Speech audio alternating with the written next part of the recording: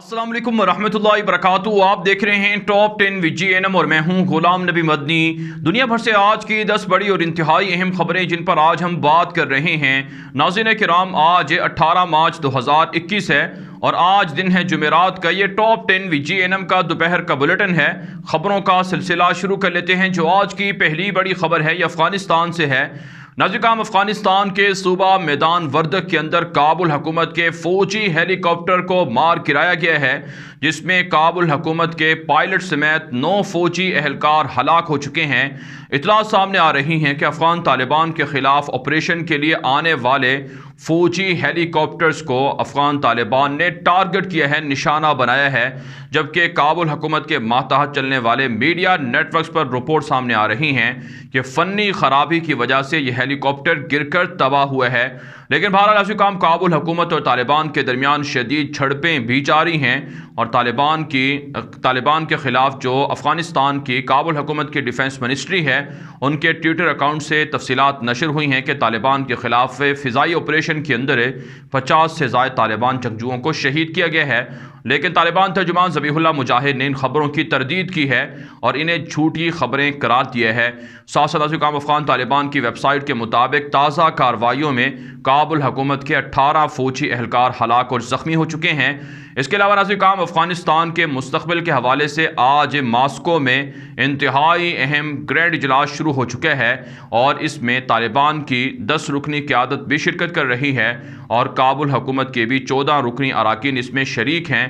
और सबसे दिलचस्प बात यह है कि अब्दुल रशीद दोस्तम, जिसे बदनाम ज़माना दुश्मन करार दिया जाता है, जो तालिबान के बहुत से लोगों पर हमलों में मुलव्विस रहा है, तालिबान के बहुत से लोगों को या लीडरों को गिरफ्तार किया गया था और उन्हें अमेरिका के हवाले किया गया, गवांतानामो बे में डाला गया। अब्दुल रशीद दोस्तम भी इस इजलास में शरीक है। उसे मार्शल का रैंक दिया गया था काबुल हुकूमत की जानिब से, लेकिन तालिबान के एहतजाज के बाद उसे फ़ौजी वर्दी में इजलास में शिरकत से रूस ने रोक दिया है और उनकी फ़ौजी वर्दी उतार ली गई है। मुल्ला फाजिल, जिनको काबुल हुकूमत के अब्दुल रशीद दोस्तम ने अमेरिका के हवाले किया था, वो भी अब्दुल रशीद दोस्तम के आमने सामने बैठे हैं। माजी के दुश्मन इस मर्तबा आमने सामने बैठकर मुज़ाकरात कर रहे हैं। तालिबान का प्रेशर है कि वो इस्लामी हुकूमत के अलावा किसी और सोल्यूशन को, किसी और सिस्टम को कबूल नहीं करेंगे। आगे बढ़ने को हम जो आज की दूसरी बड़ी खबर है ये पाकिस्तान से है।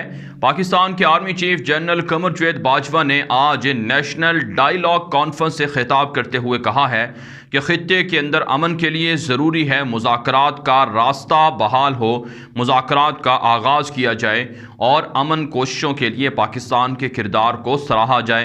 पाकिस्तान के आर्मी चीफ जनरल बाजवा ने कहा है कि पाकिस्तान और भारत के दरमियान जो सबसे अहम मसला है वो मसला कश्मीर है। कश्मीर की आज़ादी तक किसी भी तरह का अमन खित्ते में नहीं आ सकता है।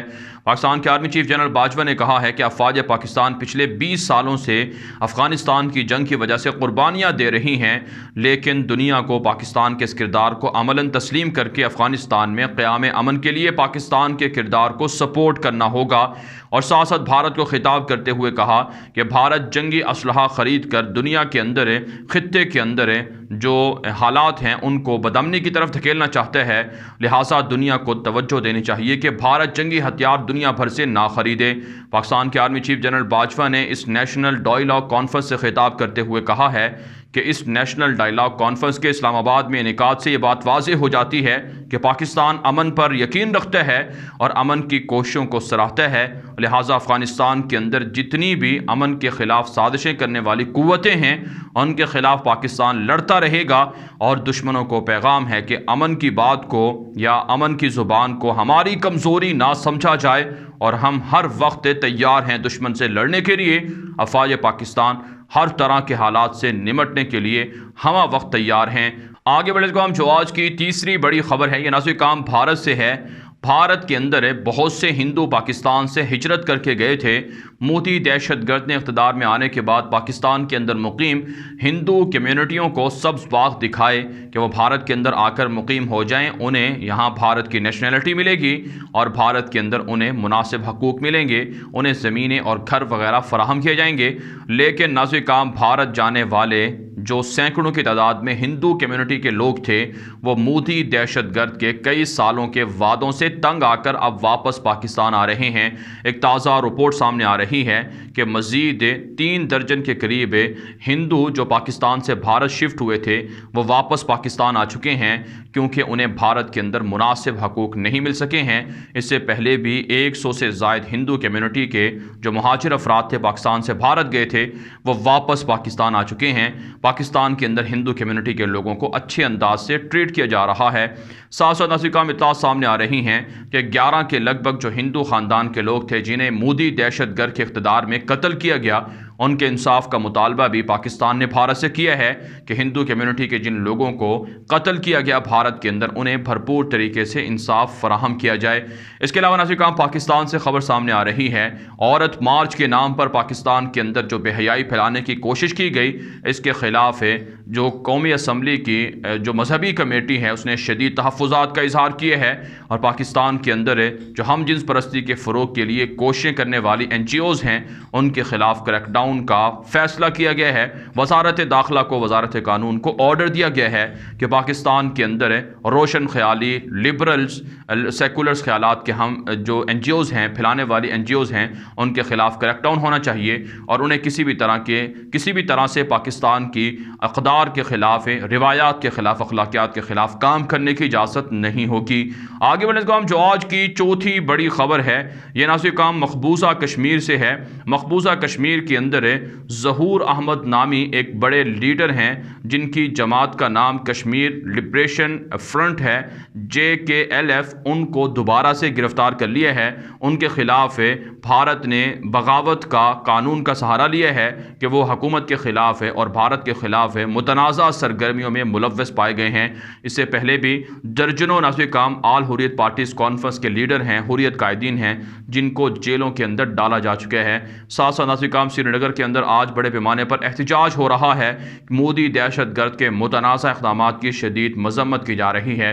اس کے علاوہ ناظرین کام کشمیر کے اندر مقیم روہنگین مسلمانوں کو گرفتار کیا گیا ہے، ان کے حوالے سے جو پٹیشن ہے، جو اپیل ہے، اس کی سماعت بھارت کی سپریم کورٹ میں ہو رہی ہے، لیکن روہنگین مسلمان جو کشمیر کے اندر پناہ گزین تھے وہ اس بات کے لیے تیار نہیں ہیں کہ وہ کشمیر سے نکل کر واپس برما جائیں۔ ایک طرف سے ناظرین کام بھارتی حکومت یہ دعویٰ کر رہی ہے کہ فوجی بغاوت کے بعد برما سے آنے والے فوجی اور پولیس اہلکاروں کو بھارت پناہ دیے ہوئے ہے اور انہیں واپس جانے کے لیے مجبور کبھی نہیں کرے گا، لیکن دوسری طرف سے روہنگین مسلمانوں کے ساتھ دوہرا رویہ اپنایا جا رہا ہے، انہیں گرفتار کر کے انہیں باغی قرار دے کر کشمیر سے نکالنے کی اطلاعات سامنے آ رہی ہیں۔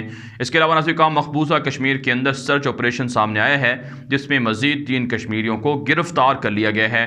آگے بڑھنے کا جو آج کی 5ویں بڑی خبر ہے یہ یمن سے اور سعودی عرب سے ہے۔ ناظرین تازہ رپورٹ سامنے آ رہی ہیں، یمن کے اندر حوثیوں کی جانب سے سعودی اتحاد پر بڑے حملے کرنے کے دعوے کیے جا رہے ہیں۔ سعودی عرب پر آج پھر بیلسٹک میزائلوں سے، ڈرون طیاروں سے حملے کرنے کی اطلاع سامنے آئی ہیں جسے سعودی اتحاد نے فضا میں تباہ کر دیا ہے۔ اس کے علاوہ ناظرین یمن کے اندر عدن میں یمنی وزیر کے قافلے کو بم دھماکے سے ٹارگٹ کیا گیا ہے، جس میں یمن کے جو وزیر تھے، وزیر برائے سول امور عبد الناصر، وہ بال بچ گئے ہیں، اور اطلاع سامنے آ رہی ہیں یمن کی جو منتخب حکومت ہے ان کا جو عدن کے اندر صدارتی محل ہے اس پر بھی حوثیوں نے حملے کیے ہیں، لیکن سعودی اتحاد اور یمنی فورسز کی کامیاب کارروائیوں کے بعد ان حملوں کو پسپا کر دیا گیا ہے۔ آپ جانتے ہیں یمن کے اندر گزشتہ 6 سالوں سے جنگ جاری ہے جس میں نہ حوثی کامیاب ہو سکے ہیں، نہ سعودی اتحاد کو کوئی فتح مل سکی ہے، اور حوثیوں کو ایران کی جانب سے پشت پناہی حاصل ہے، جس کی وجہ سے سعودی عرب کا دفاع اور سعودی عرب کا امن بھی خطرے میں ہے، اور لاکھوں یمنی بھی اس جنگ سے متاثر ہو رہے ہیں۔ آگے بڑھنے کو ہم جو آج کی 6ٹھی بڑی خبر ہے یہ ترکی سے ہے۔ ترک صدر رجب طیب اردوان کی جانب سے جناح قلعہ نامی ایک جنگ ہوئی تھی جو برطانیہ کے ساتھ عثمانیوں کے لشکر نے لڑی تھی آج سے 106 سال پہلے۔ اس کی 106 سالہ برسی کے موقع پر طیب اردوان اردگان نے خطاب کرتے ہوئے کہا ہے کہ ہمارے آباء و اجداد عثمانی اور ترک، انہوں نے اسلام اور ترک قوم کی سربلندی کے لیے، امت مسلمہ کی سربلندی کے لیے بڑی قربانیاں دی ہیں اور دشمنوں کے خلاف ہمیشہ فتح یاب رہے ہیں۔ آج بھی ترکی وعدہ کرتا ہے امت مسلمہ کے اتحاد کے لیے، ترک قوم کی سربلندی کے لیے اور ترکی کی آزادی کے لیے ہر وقت تیار کام کرتا رہے گا اور آزادانہ طریقے سے کام کیے جائیں گے۔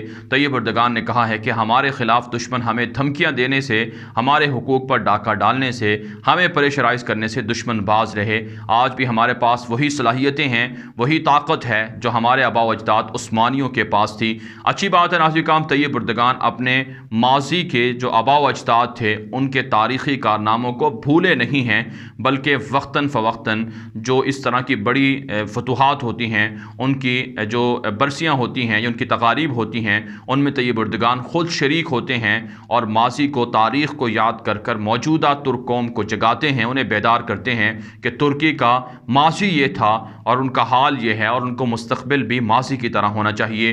بہرحال ناظرین کرام، ایک اور خبر ترکی سے سامنے آ رہی ہے کہ مزید 5 دہشت گردوں کو جن کا تعلق PKK نامی کرد باغی دہشت گرد تنظیم سے تھا، انہیں گرفتار کر لیا گیا ہے۔ اس کے علاوہ ناظرین کرام، طیب اردگان کی جماعت کے لوگوں نے کہا ہے، ان کی کیبنٹ کے وزیر نے کہا ہے کہ 26 بار ترکی کے اندر بڑے حملے کر کے، بڑی کارروائیاں کر کے، دھماکے کر کے حکومت کو نقصان پہنچانے کی کوشش کی گئی ہے، لیکن ترکی کے خفیہ اداروں نے بر وقت کارروائیاں کرتے ہوئے دشمنوں کے ان عزائم کو خاک میں ملایا ہے۔ آگے بڑھنے کو ہم جو آج کی 7ویں بڑی خبر ہے، یہ فلسطین اور اسرائیل سے ہے۔ ناظرین کرام، امریکی سابق صدر ڈونلڈ ٹرمپ کے یہودی داماد ہیں جیرڈ کوشنر، جنہوں نے ڈیل آف سنچری کے حوالے سے بڑا مرکزی رول پلے کیا اور اسرائیل اور عربوں کے تعلقات کے حوالے سے انہوں نے بڑا گہرا رول پلے کیا ہے۔ اس حوالے سے ناظرین کرام، ان کو یہودی بڑا سراہتے ہیں کہ امریکی ہو کر، یہودی ہو کر وہ اسرائیل کے لیے بڑا کام کرتے رہے ہیں۔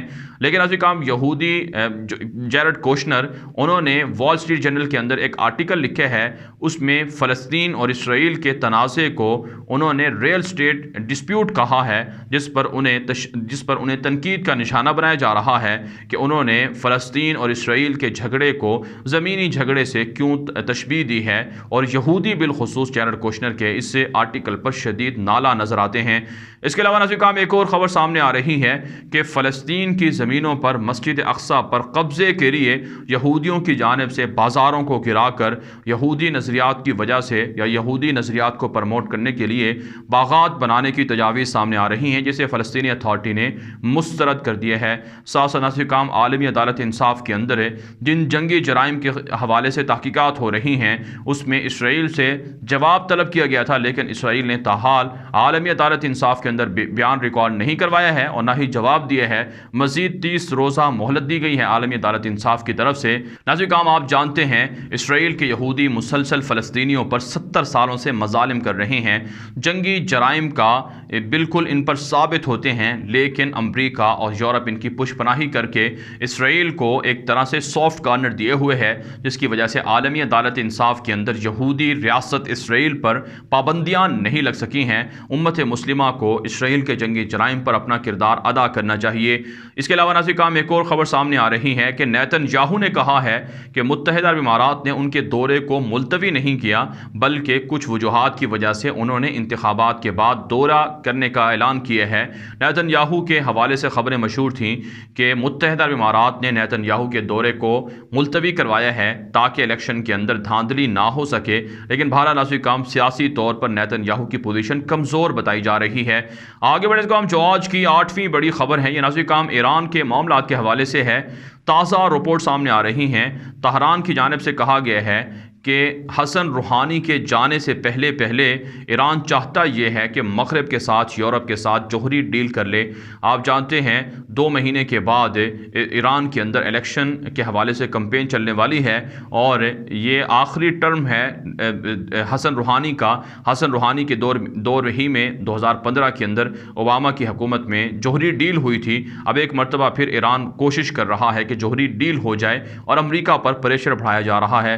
ساتھ ساتھ ناظرین کرام ایران اور چائنا کے تعلقات پر امریکہ نے شدید رد عمل دیا ہے۔ امریکہ نے کہا ہے کہ چائنا امریکی پابندیوں کے باوجود ایران سے بڑے پیمانے پر پیٹرول خرید رہا ہے۔ اس پر نہ صرف ایران کے خلاف مزید پابندیاں عائد ہوں گی بلکہ چائنا کے خلاف بھی پابندیاں عائد کی جائیں گی۔ ساتھ ناظرین کرام عالمی جوہری توانائی ایجنسی کی جانب سے رپورٹ میں انکشاف ہوا ہے کہ ایران کی جانب سے زیر زمین نیوکلیئر پلانٹس موجود ہیں، زمین کے اندر موجود ہیں، جہاں پر بڑے پیمانے پر یورینیم کی افزودگی جاری ہے، جس سے ایران جوہری ہتھیاروں کو اور ایٹمی میزائلوں کو تیار کر رہا ہے۔ آگے بڑھنے کو ہم جو آج کی 9ویں بڑی خبر ہے، یہ ناظرین کرام مصر اور یونان سے ہے۔ تازہ رپورٹ سامنے آ رہی ہیں کہ مصر اور یونان کے درمیان تعلقات کی بحالی کے لیے ڈکٹیٹر عبد الفتاح سیسی اور یونان کے وزیر اعظم کے درمیان فون پر بات چیت ہوئی ہے۔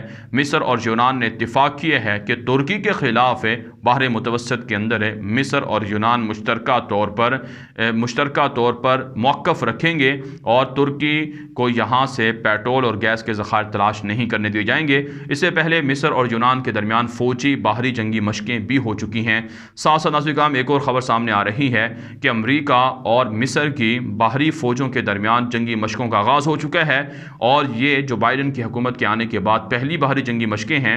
ہدف اور مقصد یہ ہے کہ اسرائیل کی حمایت، یونان کی حمایت کے لیے مصر کا ساتھ دیا جائے اور ترکی کو بحر متوسط سے گیس اور پیٹرول کے ذخائر تلاش نہ کرنے دیے جائیں۔ اس کے لیے ترکی کو امت مسلمہ کو خبردار رہنا ہوگا کہ کس طرح سے دشمن مسلمانوں کے غلبے سے خوف زدہ ہے اور مسلمانوں کی ترقی کے خلاف کام کر رہا ہے۔ آگے بڑھنے کو ہم جو آج کی 10ویں بڑی خبر ہے، یہ ناظرین کرام امریکہ سے اور ایتھوپیا سے ہے۔ تازہ ترین رپورٹس موصول ہو رہی ہیں کہ امریکہ اور میکسیکو کے بارڈر پر ہزاروں غیر قانونی مہاجرین امریکہ داخل ہو رہے ہیں۔ میکسیکو کے اندر حالات کی خرابی کے باعث معاشی حالات کی تنگی کی وجہ سے روزانہ کی بنیاد پر سینکڑوں کی تعداد میں غیر قانونی طور پر مہاجرین امریکہ منتقل ہو رہے ہیں۔ ٹرمپ دور کے اندر اعلان کیا گیا تھا کہ $12 ارب سے زائد مالیت کی میکسیکو بارڈر پر دیوار تعمیر ہوگی تاکہ غیر قانونی طور پر میکسیکو کے شہریوں کو امریکہ کے اندر آنے سے روکا جائے، لیکن جو بائیڈن کے آنے کے بعد جو مہاجرین ہیں ان پر نرمیاں کی گئی ہیں، جس کی وجہ سے ہزاروں کی تعداد میں اب میکسیکو سے مہاجرین امریکہ داخل ہو رہے ہیں، جس پر وائٹ سپرمیسی کے حامل گروہوں میں شدید بے چینی پائی جا رہی ہے اور انہوں نے ان مہاجرین کے خلاف کارروائیاں کرنے کی دھمکیاں دی ہیں۔ ساتھ ساتھ ناظرین کرام ایتھوپیا سے خبر سامنے آ رہی ہے کہ تغرائی قبائل کے ساتھ مسلح جھڑپیں تاحال جاری ہیں۔ امریکہ اور اقوام متحدہ کی جانب سے ایتھوپین حکومت پر پریشر ڈالا گیا ہے کہ تغرائی قبائل کے گروہوں کے ساتھ جھڑپوں میں وہاں کے نہتی عوام کو نہ کچلا جائے، ان کے انسانی حقوق نہ چھینے جائیں۔ بہرحال ناظرین کرام دنیا بھر سے تھی آج کی 10 بڑی خبریں۔ ان خبروں کے حوالے سے آپ کی کیا رائے ہے؟ اپنی رائے کامنٹ کے ذریعے سے ضرور ہم تک پہنچائیں۔ مزید خبروں کے لیے آپ ہمارے ٹویٹر اکاؤنٹس دنیا میرے آگے، غلام نبی مدنی اور ہمارے نئے فیس بک پیج غلام نبی مدنی کو فالو کر سکتے ہیں۔ آج کے لیے اتنا ہی، اجازت دیجیے، اللہ حافظ۔